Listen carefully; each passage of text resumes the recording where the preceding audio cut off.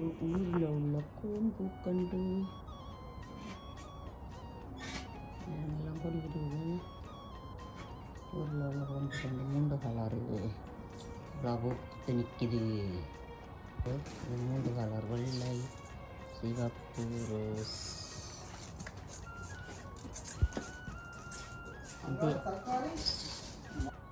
பாருங்க, என்னுடைய இது ஊசி மல்லி என்று நாங்கள் சொல்கிறோம். ஆனால் இது விண்ட காட்டு முல்லையா, இது யாருக்கு தெரியும்? இது ஊசி முல்லை மரமாக ஊசியா. ஆனால் வாசம் சொல்லி வேறு இந்த மல்லிகை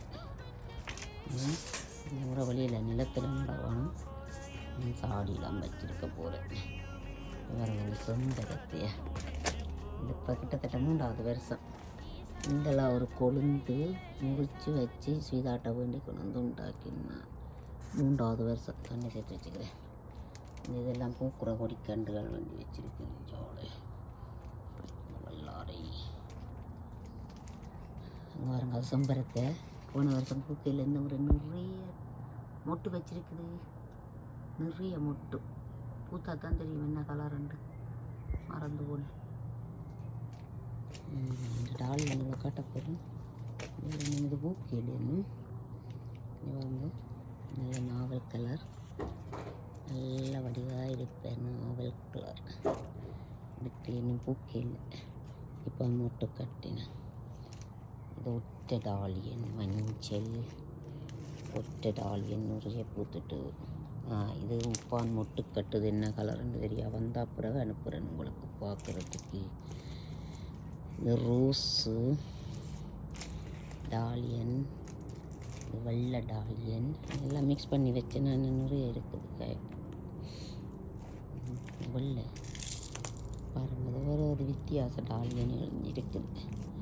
இதெல்லாம் நிறைய பூத்துஞ்சே செத்துட்டுனா அதை வெட்டி விட்டால் இனிஞ்ச மொட்டு கட்டினோம் எல்லாரும். இது நான் போன வருஷம் நிறைய மரூன் கண்டு முளைச்சது. மரூன்